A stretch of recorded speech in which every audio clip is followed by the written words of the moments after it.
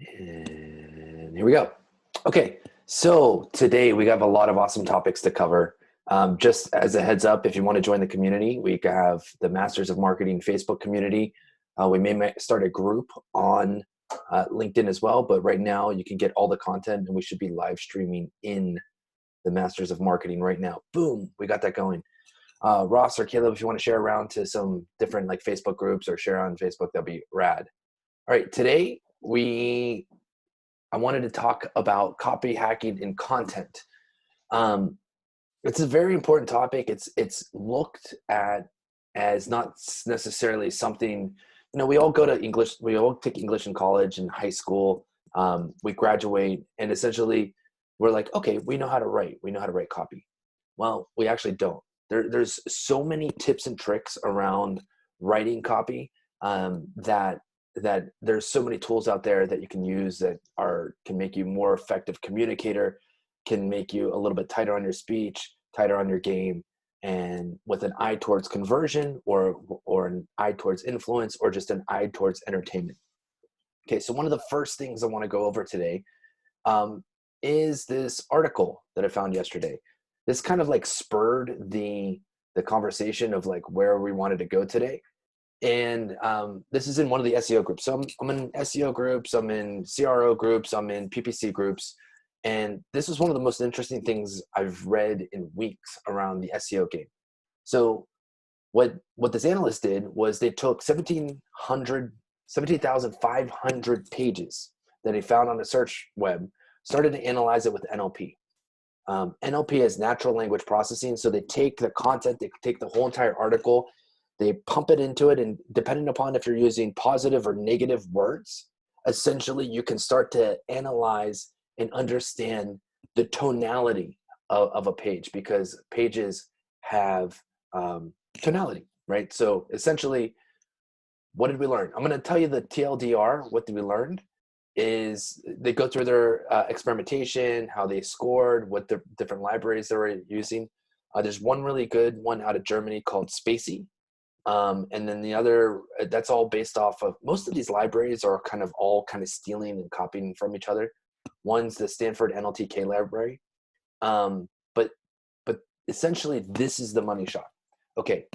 If your copy of your page is neutral, and doesn't have much sway of positive or negative tonality in it, it doesn't appear in this study, after monitoring 17,000 pages, that you're actually going to appear in the search results.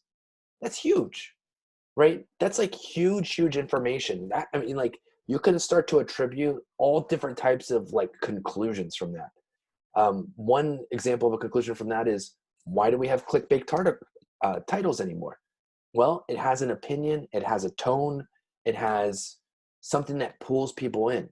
Now, you can't just say, the one thing I will say about this is, they're not taking some pages like in definitions, thesauruses, Wikipedia's an account. They're talking about articles that you want to push out content and have people like come in and engage with your content. So I think it's a little bit, if you're strictly definition, or you're a thought leader in the space on a topic that has yet to really have, some positive or negative kind of connotation to it, I think you can get away with neutral. But over time, you need to have a positive spin on whatever topic that you're talking about. And because 85% of the time, the article, the title that appears in the search result has a positive spin on the topic the individual is searching for. This is huge. So if you're a naysayer, over time, I guess people don't want to click on negative search results. And it's really going to help drive some of the practices that I use to help basically decide how I title it. It always has to have a positive spin, which kind of brings me into the next topic on that, which is really about when you're writing content or when you have a story, you need a story arc. One of my favorite examples of this is called is something that Josh Fetcher of BAMP put together, which is the the viral handbook. So they basically have a template. Oh, that's yours. Let me skip that one. Let's see where this one is. Got it. All right, before I pull that one up, what I'm going to do is kind of go through some other things that I've learned over the years with content hacking. One of the main things that I found, and this is talked about in growth tactics, this is talked about in CRO, is decreasing the cognitive load. This is something that I'm going to be continually saying throughout every one of these presentations, throughout every single thing that we do, because essentially, if you can decrease the cognitive load, you widen your audience. One of the other things about the sentiment analysis about decreasing the cognitive load is that the average age of the American reader is around 6th grade. So that's kind of like the point where you can graduate high school, you can read a newspaper using what they used to call $5 words is something that, while makes you look smart, increases the cognitive load of the reader. And every single time you increase the cognitive load of a reader, they get a tiny little bit irked and frustrated unless the individual is in that mode of like active learning. I have this theory around learning, that learning is literally painful to grow. I mean, if you think about it, if you're weightlifting, it's painful to grow. If you're reading something that you don't really understand, it's a painful process until you understand it, and then it feels really good once you understand it. So when you write and you want somebody to continually read your article or continually read the process and get to the punchline or get to the call to action, it's very important to reduce the cognitive overload. And here's 2 tools that I like to use to basically do that. There used to be this one tool, it ended up closing as a company, but this is my favorite tool. This is called Hemingway app. And what I'm going to do is kind of take a post that I wrote the other day and see where I messed up. So right off the bat, you can see 6th grade readability. It starts to give you hints, tips, and tricks as you go through the writing process to highlight different examples of how you can make your content smoother, slicker, and more streamlined. So I'm gonna basically tell on myself. I'm gonna go to my Facebook page. I did a COVID article, and I'm going to essentially take something that I wrote the other day and basically show how I could have written it better. All right. So this is an opinion piece. This is not usually on topic of like what it is, but I'm basically going to tell on myself and show what I did wrong. Okay, so here, 1 of 8 sentences is hard to read. So one of the main things I found in using this tool is that shorter sentences are more consumable. And it's almost like writing like smaller subjects of tweets. It gets people through, and because it's smaller, it's like an appetizer. It's more edible. It's nicer to eat, nicer to consume. This might be the worst pandemic ever. Okay, so let's do that. It might not, right? These are very, very easy, edible pieces of content. Another hack in it is to give it space, right? Which makes it easier on the eyes to read as well. So this is a piece that I could have done in even better. When you're white, you're good. I mean, you should always go through a read as well. I'm not going to go through read all the content, but look at the sentence right here. Like, very hard to read, passive voice. Passive voice means that you are essentially not pushing an opinion, and you're leaving up the decision-making process of how the conclusion is supposed to be in the reader's mind versus making it easy for them to consume. So you should always have what's called an active voice. Okay. What if, just what if, this is a killer, what's the killer virus? What if, just what if? Okay, so that's a weird phrase right there. Let's see if we can kind of take this sentence and make it better. In the US, let's just adverbs. Okay, so adverbs, I'm not going to go into the definition of adverbs, but they are hard to consume. National Guard has just been deployed. So been, it's changing the future tense. So you have to think about it from the angle of the past. Make it simpler, fewer words, to California, period, right? And so as you go through this tool, and you can do this for sentence by sentence by sentence, you can really start to make your writing more consumable. The more, look, we just went from a 7th grade reading level down to a 4th grade reading level, right? So now think about the audience. We were eliminating people, anybody that had lower than a 6th grade, higher than a 6th grade reading level, or lower 6th grade reading level and lower. And now we just included a large amount of the population that can now read our content. So sometimes it's a numbers game. Sometimes it's a fluidity game. In this case, we just probably increased our audience by like tens of millions of people that could consume this piece of content, feel like they can be get engaged with it, and push it out. Can I just add that Yeah. I wouldn't write what you're gonna write in an app like this. I would write it in something like Google Docs and then transpose it here, because if you write it in this app to begin with, you'll confuse yourself a lot. You'll cut yourself off at the knees of your thought process, trying to make it simple before you actually get the ideas that you want to get on paper. So I'd make your skeleton somewhere else, and then I'd Absolutely. improve it here. Yeah, that's great feedback. I mean, there's when you're brainstorming, when you're hitting that creative flow, you just want to dump your ideas on the page. You don't even want to write like full sentences. Go back. You have your content outlined. You have your brainstormed ideas. That's the point where you can kind of take all your ideas, throw it into something and then and start to piece it together. And then it's always good to have somebody else read it before you post as well. Okay, so this is another one that I'm not as familiar with. I'm love the Hemingway app.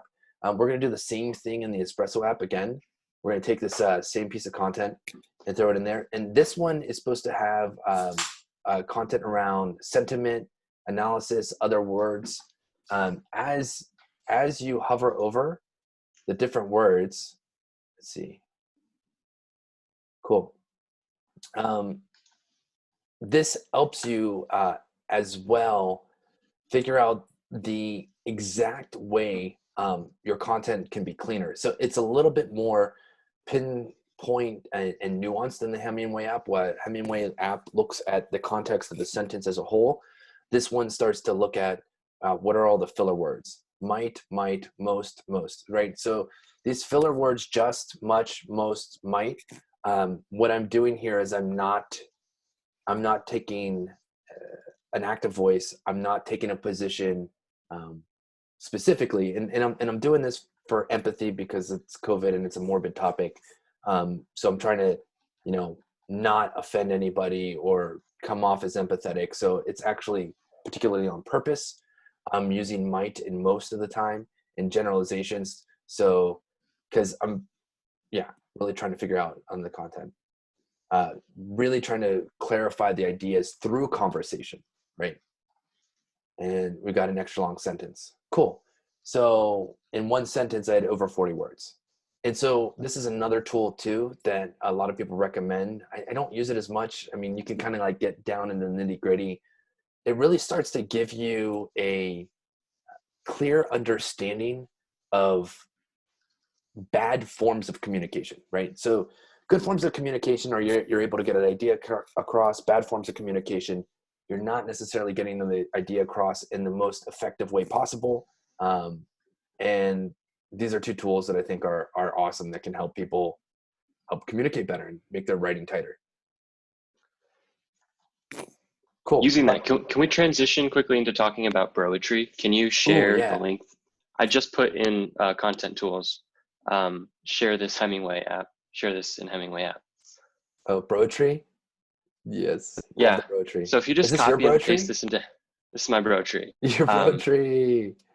Sick. So the top section, if you just copy that into Hemingway app, you'll only see one negative part in the entire thing. And I bring this up, I want to share it because this post got over 20,000 views on LinkedIn. Grade 3. What? You got grade 3. Grade 3, yeah. Like I made it super, I mean, I wrote my whole story, but then it made it super simple where honestly, half of these aren't sentences. All Nothing right. has a period. All You right. take out, Roll it back real quick. Hook me up on what's broetry. bro, so I don't know if Josh Fetcher actually coined this term, but broetry is like single line, like poetry where you tell a story, but it's not actually poetry. You're telling a story about your life or your business or something else, but you're cutting it into little tiny chunks that make it really easy to consume 5 words at a time. Like, I worked at a startup, like the Yeah. simplest phrase ever. I interviewed founders. The one thing that I did wrong is I said I was invited to interview founders, which is passive voice, instead of I interviewed founders. Um, and Josh Fetcher put these all over the internet. He put them like up every single day and they got tens of thousands of views. So then I stole the format, was like, I can tell my story in the same exact format, put it up 10,000 or 20,000 views later. It works. You really have to write about a broad topic though. I wrote about a more niche topic and I did it in the same format and it only got 3,000 views. But if you just you choose something that everyone wants to do, like the very first line is, my advisor told me not to quit my job and I did. Like a lot of people want to quit their job, a lot of people resonate with it, and so it spreads like wildfire because it's just very, very easy to consume. Also in LinkedIn, you only see the first 3 lines before you have to hit Super expand. important. And so he's putting, Josh, I took this from Josh, but he puts spaces between his lines. So really all you see is, my advisor told me not to quit my job. I quit my job the next day, ... read more. And Cliffhanger. so everyone's like, I want to know like what happened. Did you succeed? Did you fail? And I don't know if that goes up in the LinkedIn algorithm and shares it with more people just because people hit read more, but it definitely boosts your numbers. Yeah, I think they've curved the algorithm a bit, but there's so many good things about this article here. Or this post. Like you said, like reading level, third grade, spacing, the left to right, like there's not many two-lined kind of sentences.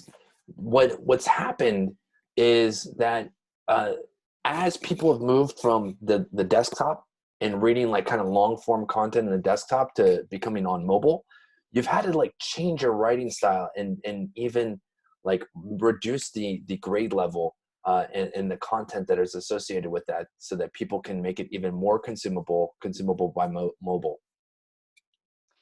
Yeah, I even have people communicate with this in work and Slack. Like someone will Slack me something and they'll be like, hey, here's all the research I did for 2 hours in 3 huge paragraphs.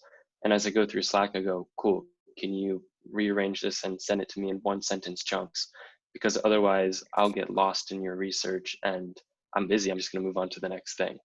So it's helpful all across the internet in all your communications. So Ross, why did you want engagement and people to interact with your post?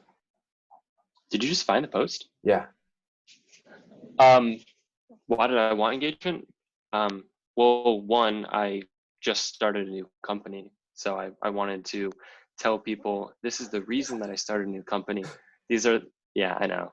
People can be mean. Trolls. This is the reason I started a new company. This is the problem that I'm trying to solve for myself, and just ask questions. One of the other things on a lot of the LinkedIn guides is it says, if you're going to do a post and you want a lot, Uh-oh, Ross, we lost you saying, a little bit. is this the right story? Gotcha. So another thing that people say, if you're doing engagement like this on LinkedIn and you want a lot of people just to reach out to you about something you've started, you should add a question at the end saying, is this the right story? Did I write a story, and is this the direction I should go? And because if you ask a question like that, you'll get tons of engagement where people will either say yawn or they'll tell you what they think you should do. Um, Haters and gonna honestly, hate, man. just the more engagement, the better. I think I listened to a Josh Fetcher article 3 days ago, and the one thing he said is, people who like articles on social media and nothing else are wasting their time. No one Mm, builds a relationship with a like button. If you actually want to build relationships with your connections, you need to offer them the start of a conversation, and you need to talk to them. Either if that's a post under one of their posts, or that's your own post. The more conversations you have, the more powerful you'll become, because the more people will get to know you. cool. All right, so here's another tool, the viral content title generator. These things are kind of silly, but they're pretty amazing, right? Like when you start to like get into, so you write your content, you get your brainstorm, you throw it down, you put it on Hemingway app. Then you want to start to figure out, like, you can either do the keywords at the beginning and figure out kind of like who you're going to target. If you're going to go for SEO, if you're going for LinkedIn, engagement is key. That's all the algorithm like cares about. So if you think about Facebook, you think about LinkedIn, and their stream and their algorithm is basically they want to keep people on the stream, getting more advertisers. The more time you stay on the stream, the more advertisements that they can sell, the more people that are engaging, the more often that they stay on the stream. This is their whole goal. So engagement on Facebook and LinkedIn, and then from SEO perspective, I would use something like this. A viral content. This is a titlegenerator.com. It's how you can make viral content titles. So if you kind of look right off the bat, making content viral the samurai way. Like, who doesn't like samurais and ninjas and rock stars and pirates, right? So beware the viral, make it the making, right? So they're not going to always come out correctly. Beware making content viral scam, right? So now what we just learned in the last section was that's a negative sentiment. Maybe not. There's people that are attuned by personality traits. There's this thing called the ocean model. And so a lot of people on the ocean model, the N stands for neuroticism. And some people are attuned to higher levels of neuroticism. And some people have less levels of neuroticism. They're either more neurotic or less neurotic. Now, if your target is like security, a more neurotic type of personality, if you're selling fear, then something with a negative post may speak to that person more than something that's more positive. But you're like, as we saw before, you're shrinking your audience to more neurotic individuals who like to have their standard being at a homeostasis where they can continue to be a little bit worried all the time. It's part of their personality, so they always want to be a little bit worried. And so then that type of title to that type of audience would make a lot more sense. And I shared this last week, so I'm going to share it again. This is a Keywords Everywhere. It's a Chrome extension. And essentially, this is what I like to use to help with the titling. And okay, we'll get to that later. Let's say viral content marketing, right? Cool. And then over on the, so 0. So I shouldn't have, oh, I spelled it wrong. That's right. Cool. Viral content marketing. Keywords Everywhere will pop up. There's 140 searches a month. But if I can get into the title for viral marketing, that's 27,000 searches a month. So this is where your subset and superset of titles kind of like come in. You want to either put the word content, viral marketing through content might be a better title if I'm going to go after the extreme competition of viral marketing with 27,000 searches a month. And you always, what you need to think about if you're going through SEO is who's there first, right? Do people want a definition, right? Investopedia, Wikipedia has a definition. What is viral marketing? So a lot of people don't even understand it. And then here's probably your first marketing schools, Social Sprout. Here's your real first competition. So considering that article, and if I wrote an article about viral marketing content, I know that these 2-3 sites have 10 years plus of what's called PageRank and the ability to kind of like share the content, and they've been there for a very long time. And so what I would say is you would probably get into the 1, 2, 3, fourth organic spot, maybe, but then you have to have enough links and enough juice to beat your competitors right here. So a very tough keyword, but that keyword is going to get you 20,000, 27,000 searches per month. And most people click on the top 3. Can you beat the top 3? Maybe, probably not. I wouldn't go after that. I'd start to go something along the lines of viral marketing example, and then use that and use this talk to kind of go through on how to write a viral marketing article. So keywords everywhere helps you analyze your competition, and really all you have to do in SEO is be better than your competition. Better title, better content, lower bounce rate. So it's probably helpful when you kind of go to a page and I go and I bounce right off. I'm like, this isn't actually what I'm looking for. That's a negative point in the Google search algorithm for this particular link, right? So next time I come back and I type in viral marketing, this link they may show me above because I bounced, especially if I kind of go into this link, I spend more than 3 or 4 seconds and I say, oh, cool, they got an education program. I'm going to go to the next page. I spent 2 to 3 seconds on the page. I didn't hit the back button in Chrome. They track everything in Chrome. They use that part of their SEO in terms of their page rank. And I then created a click through on the next page. So that's very good for this article. This article now just got like 1 good engagement point in the algorithm. And the more engagement points that you get within the search engine results, the more likely you are to appear above. And that is how you win from an SEO perspective. Questions? Can I add?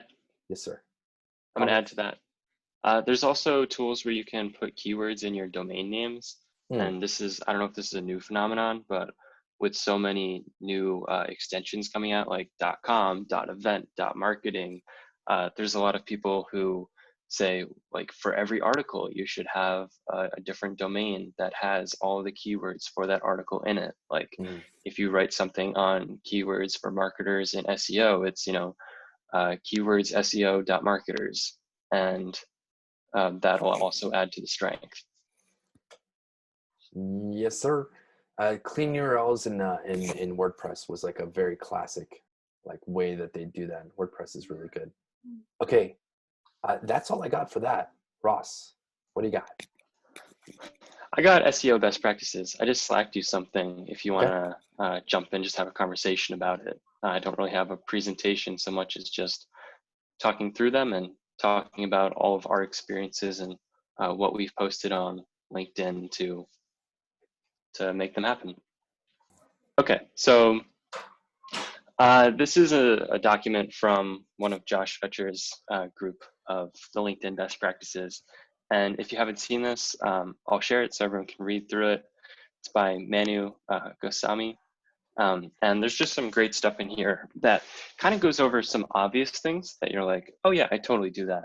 But it's good to just bring them to top of mind and talk through some examples of, where we've used them and where you use them so that you remember to use them in the future. So as I already kind of went over with the Broetry, asking questions is one of the most valuable things that you can do on LinkedIn. I find this in LinkedIn messages as well as posts. In LinkedIn messages, I will give less information than I should. It's kind of like texting someone for a date or something like that. Like, you want to work up to something, find out if you like the person, and then invite them to do something. If you just invite them to do something right off the bat, then not knowing anything about them, it's kind of insincere. So in personal messages, I'll ask like, hey, does someone want to be on our live stream? I won't even tell them what the live stream is, and get them to ask, yeah, sure, like, I'll be on your live stream. Who's your audience? What have you done before? How long have you been doing this? What's your best video that you've put out to date?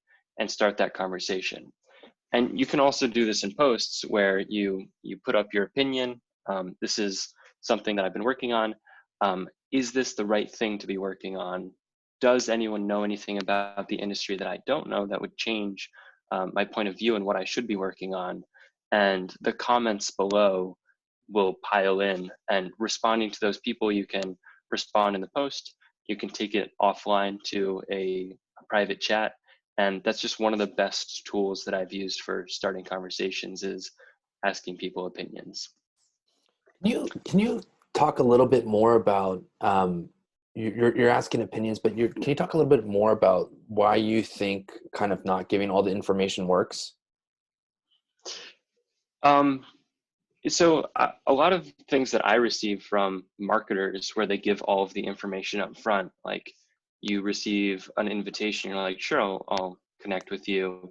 And then you receive 4 paragraphs where they outline their entire business model and ask you if you want to buy.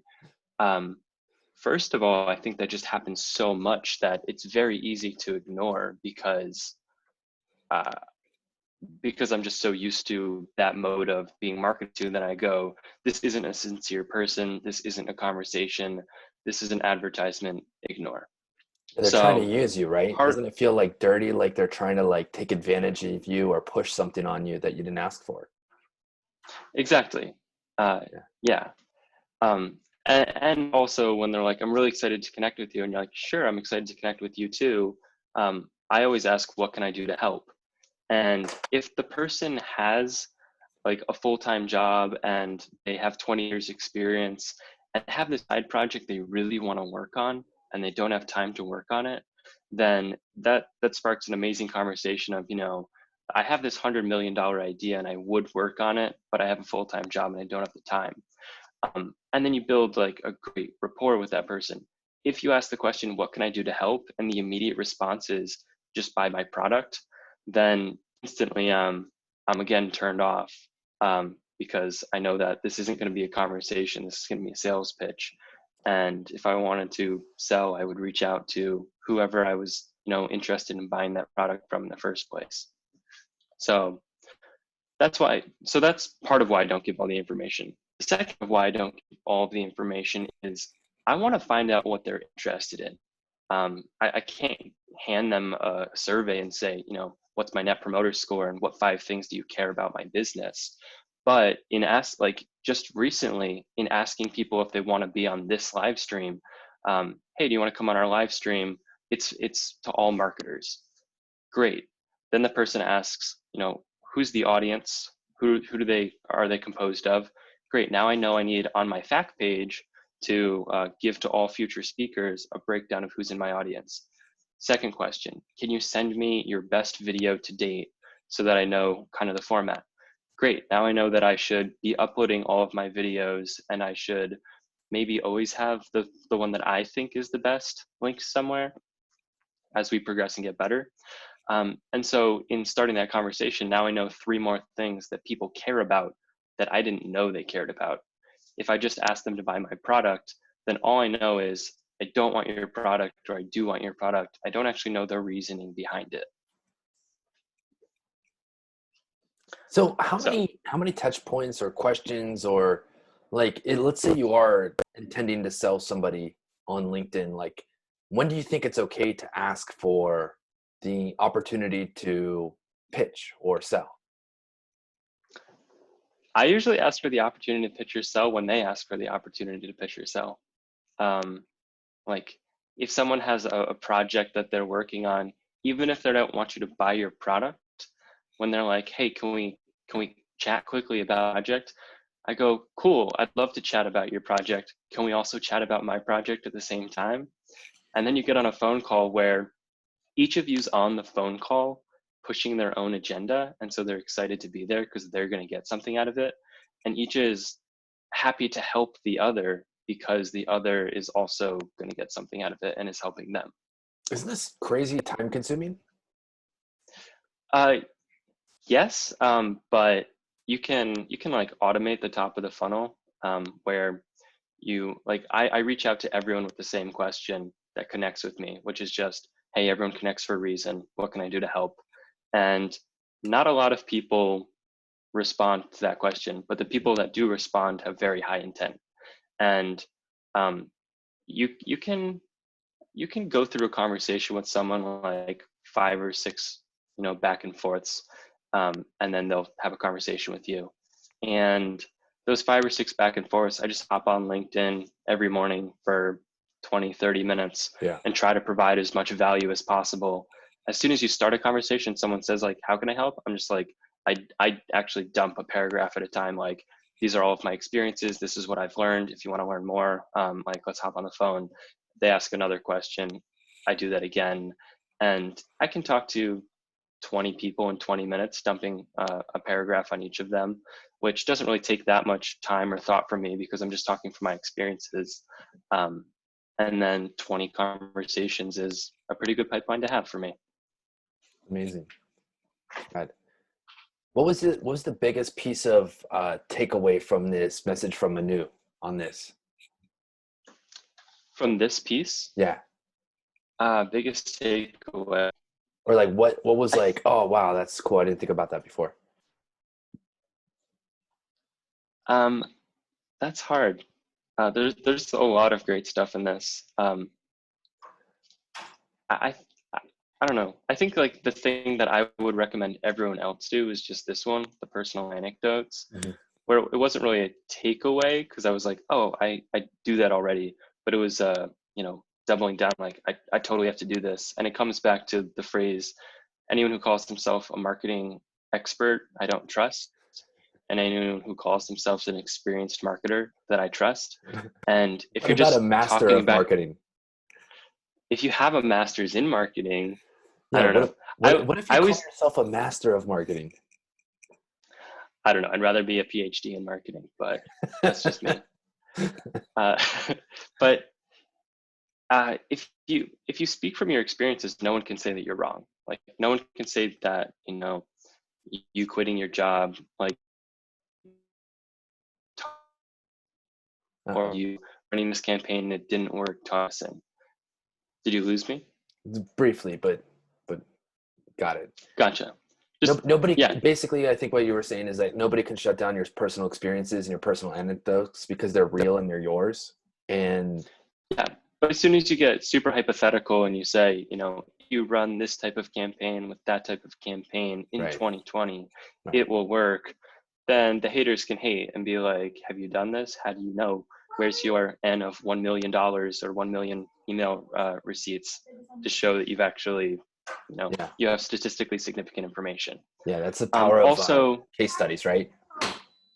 Exactly, the power of case studies. Yeah. Also, just the power of personality and connecting with people in psychology is really important.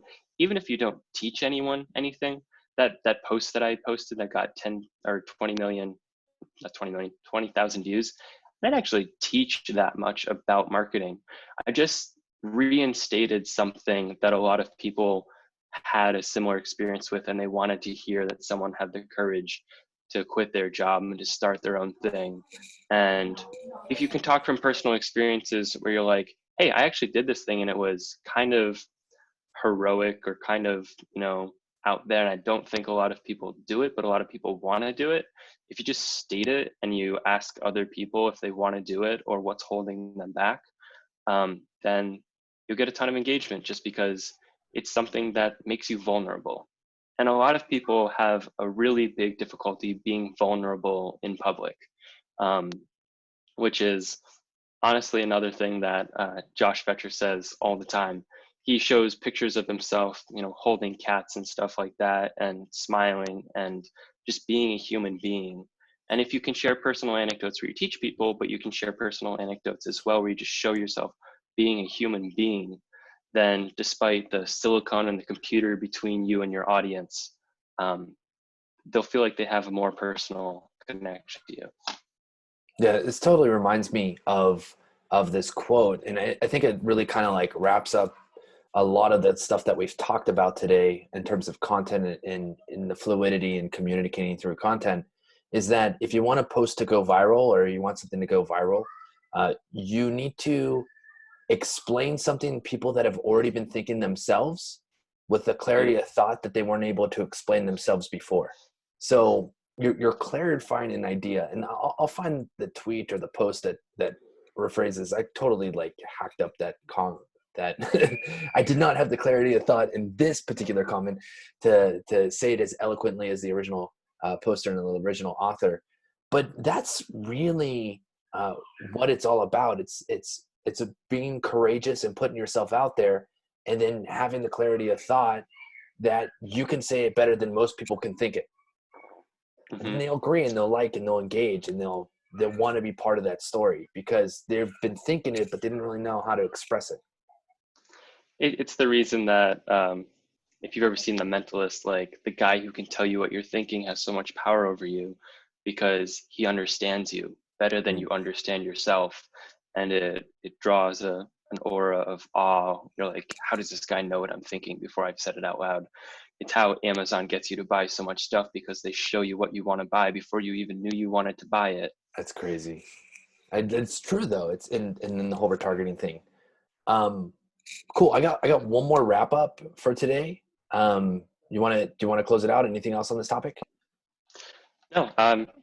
I mean, there's a lot more on this topic, but I think it's best if people just scroll through this and see what they can apply to their own profile and their own communications. All right. Well, we're going to share it in the link after the fact. Yes. All right. I'll hand it back over to you. Cool. All right. So we got 15 minutes left. I think, there's a lot of people out there like looking for jobs right now. Their businesses are hurt. And I think I'll do this like once a week, kind of bring up this topic. There's three things that I found in the last, literally from yesterday, going on. Okay, so we're here. So this one's really interesting. This is a tool that has correlated information with COVID-19. It's kind of like it was a bridge between content and this next topic. This next topic is all about kind of like business financing. And they just released a bunch of things around business financing, but I wanted to show this. These are correlated impact of COVID-19 on particular different types of search results. So the search results. Bryan, could you share your screen? Oh yeah. It's not. Whoops. So I found out the power issue too. I'll tell you guys after. Nice. Can you see now? Yep. Okay, so this is meetglimpse.com/COVID-19. And in here, they have trend analysis scores that are correlated to the growth of different search results since the time of the COVID-19 pandemic. So Whoa. These guys are doing some like really cool work, and you can kind of look at it like what's in the zeitgeist, what are people talking about? And just like we said before, if you have clarity of thought around resistance bands right now, like that's exactly what people are looking for, like dumbbells, resistance bands, bulk flour. If you're the expert on these topics right now, this is your time to shine. But being a little bit silly, but a glimpse is a good tool for that, and I thought it was just kind of time relevant. So I found this recently. Also, 3.28 million filed for jobless benefits. This has never happened before in the history. The graph goes straight up. Usually it's a couple thousand per month. I don't have access to the record, but I could find basically the graph. It looks like a straight up line. It's a couple thousand, and now 3.28 million people have filed for jobless benefits. But there's hope, right? The hope here is, let me find the multi-tribe. Hope I didn't get rid of it. Okay. I think I got rid of it. Awesome. I'm going to try to, yep. Okay, go ahead. So a friend of mine put this tool together. A friend of a friend put this tool together. It's tribe.multifunding.com. And what they're doing is they're starting to put together a whole list of resources and a community around what you can do to help fund your business, startup or whatever, and around COVID-19 SBA loans. I thought, let's see if it's this one. Okay, I had another post. There was an interesting ruling that they put into the law around small business guidance and loan resources. They said if you have an investor, like a venture capital list or somebody that's an investor or fund, if the total aggregate amount of employees that the investors invested in is more than 500, you will not qualify for an SBA loan. So this is like one of those rare times where not taking an investment, well, there's lots of good reasons not to take investment, but in the startup space, a lot of the startups that took investment are going to be part of like cap tables and investors that have more than 500 employees in aggregate. They don't qualify. So this is specifically for bootstrappers, for indie hackers, for people like us that are putting it together this. And now I'm going to end on the question as to Caleb, to Ross, that we like to play every once in a while is like, if you had $100,000 of cash right now for the business, what would we do with it? Doing this live. Let's do it live. What would I do? I think that, so we're almost done with our product. So I think offline, there's about $20,000 that needs to go to hiring another back-end developer to finishing our product. But then we're moving on from there to marketing. So we made a free tool. It has some costs for us on the back end. So I'd allocate probably, $10,000 to do all those back end costs for the free tool. So that's $30,000. What's that free tool called? Little black book. So you can go to any LinkedIn profile and see the email address and add them to your own personal CRM and email them for free. And we're covering that cost in the back end just to provide a free tool to people. It's basically engineering as marketing. So that's $30,000 accounted for. There's a lot that just goes into marketing now. This whole live stream, I would hire an intern who takes notes during this entire live stream so that we can free ourselves up to have more of a conversation. That's not a full-time person, but that might be someone that's, if it's 1 hour a day at $20 an hour, I would allocate that, maybe hire a part-time video editor to edit the chunks out of all of these live streams, the best ones. We hired a video editor full-time last time, and that was $4,000 a month. I don't know that we need one full-time because they added a lot of fancy animations, and I think this is less than that, but it depends how long I have this $100,000 for. I would allocate a couple months for that. And then I would test across email channels, maybe some Facebook ads, some YouTube ads, and some Google ads on getting the best clips of all of these out there. I don't know specific amounts yet. I would start probably with $500 per platform, and I'd see where it goes from there. If people started piling in, I would also join an accelerator or something and try to get the $100,000 worth of AWS credits. Ooh, yeah. And that usually costs. Yummy. There's accelerators you can join where like they charge you $15,000 up front, and one of their perks is you get $100,000 worth of AWS credits. So at the time that your business is going to explode and you're going to get a lot of users, it makes sense to pay for AWS credits at $1.50 or 15 cents on the dollar. We're on track to do like $50,000-$60,000 of AWS services next year. So like that would be like extremely helpful. Cool. Yeah, I don't know if I reached $100,000. I can definitely tell you've been thinking this through. Leaning toward what Bryan has been talking about, people are going to be unemployed. People are scared. The economy is crashing. So would you reallocate any of that money to maybe hiring more onshore people? Do you have any onshore tasks you want to get done with? Like, we're going to have people just in the streets of San Francisco jobless, like great programmers. Like, how can you work with those people to help them find a new job, but hey, also you're out of a job, Are there any small projects you could work with other people on? College students, unemployed geniuses? Okay, one question. So we actually started reaching out to people on LinkedIn and saying, if you want, we started reaching out to people to sell our own product, like as part of a referral program or on commission. So while we can't hire someone full-time, or I wouldn't hire someone full-time, I think we're about a month or two away. Like we still need, the product needs to be finished like a month or two away. Then we can hire SDR and AE, that kind of structure. Right. But in the meantime, we can give them, you said, get them hired. While we can't hire them, we posted on LinkedIn, like if anyone needs a tool like ours so that you can get the emails of everyone on LinkedIn and you can send an email to them about yourself, then you can use those tools. You can use the little black book for free to get all of those to reach out and try to get a job. Et cetera, et cetera. So we're reaching out to college students who don't have a job yet, and we're telling them about this live stream, giving them free access to our tools up until when they graduate, so that they can apply for jobs and reach out to people. And at the same time, helping people already in the job market by making them aware of our tool. If they want to sell our tool on commission, we'll trial our tool for free.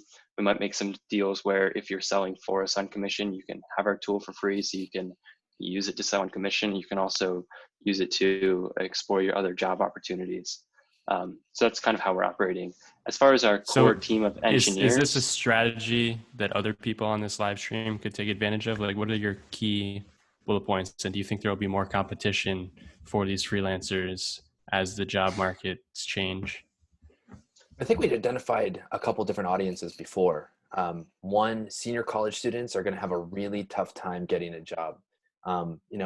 Anybody that's part of like Grant Cardone's crew, I don't know if you heard about this. This is like, I don't want to talk crap about somebody, but essentially he laid off, he had 180 employees and he laid off like 120 of them recently. So there's like a lot of good talent out there. And so the difficult part is like, let's say, a developer working at a startup was making $150,000 a year in San Francisco. The next funding cycle may not come for like 3 or 4 years. So the expectation of like, sure, you can go to a Google, you can go to FANG, Facebook, Amazon, Apple, Netflix, Google, and get that job. But what ends up occurring is like, those are all very cash-rich companies. The mid-tier companies start to struggle. The low-end startup starts to struggle, and people that like to be building something that's 0 to 1 versus like enterprise companies, the cash is at the enterprise companies right now that have like a lot of cash flow. So I see a lot of startups failing. I see a lot of new college grads. I think the event space also is being impacted extremely. So any event marketers, people in the event space, people that were working at startups that need to be cash conscious are going to be letting go. And so there's going to be a little bit of reset of the economy in terms of if you go back to like 2008, 2009, what happened, it took a couple months, but let's say if somebody was making $100,000 a year before, the reality is that they're going to be making $75,000 a year now. And that's going to flatline the expectations. So you can see probably a 25 to 30% decrease in income, maybe not in the Bay Area, but pretty much across the board in the rest of the United States. I would expect a 25 to 30% decrease in new job starting salaries. Which is actually an opportunity also, because if someone needs that 100% to fund themselves, a lot of people are also looking for secondary degrees or side jobs. And so they might be willing to have a full-time job and also work a contract at night, helping you.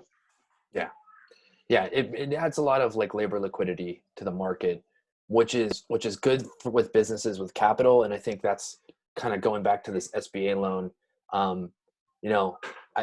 If we didn't have this company going on right now, I would even consider like going around to companies that are hurting or closed up and saying, hey, why don't I go and see kind of what resources that I can get for you, right? And you're going to pay me some commission or some money to try to help get you an SBA loan in this time of need, because they're giving away, depending upon your revenue, they'll give you $25,000 pretty much immediately, and then up to $2 million of working capital. So this is hyper focused at the small businesses. So think of like mom and pop, laundry, dry cleaning, pizza shops, like all of these companies that would normally close up. If you're doing $1 million a year of revenue and you can calculate that, hey, this is going to cut me out 3 to 4 months of working capital, right then and there, that you put that plan together, and $250,000, $300,000 of capital to the SBA of the distress loan, basically at like no interest, is going to be available for you. So if we didn't have this business going on right now, I would say an interesting idea would be to help small businesses actualize and get this paperwork filled out for them to get them that 3 to 4 months of working capital right away. So if someone reached out to you on LinkedIn and asked what you wanted to work on, but you didn't have the time to do, and volunteered to do it, have you explain it, maybe learn from you, and then go out and execute and come back and have a conversation with you, is that something that would build a tight-knit relationship? 100%. Like there's 2 ideas I would do right now. One is one's super morbid. It's in real estate, probate leads. I think there's going to be, if this situation is real as it said as it is, there's going to be millions of homeowners that die, quite frankly. And the probate leads in the real estate, I think, is like one idea I don't have time to work on, to help other real estate agents get those leads and get those homes to be able to flip and sell. And I think the other strongest idea here is, there's a lot of individuals who maybe have a language barrier. Maybe it's a family-run business. They're not connected to the internet. They're not seriously focused. Like they've always been a cash business their entire lives. Like these are the ones that are getting really hurt, that don't have a finger on the pulse, the digital pulse. But I mean, the SBA is saying right here, they have like something like some billions of dollars to give away right now, up to $2 million for working capital based upon the capital that you did and you paid taxes on in the last year. And there's probably like 5 million businesses out there that did $1 million of revenue out last year that kind of fit into this category. About 19 million businesses in the US. About half of them are 2 to 3 people, and another half of those are the small businesses that people live off of. So that'd be about 5 million companies out there that kind of fit the model of this disaster loan program. Sounds like a big opportunity. Totally. We will talk about that next time on the show. It's 11:30, and we're going to get back to building a startup. All right. See you guys tomorrow. See ya.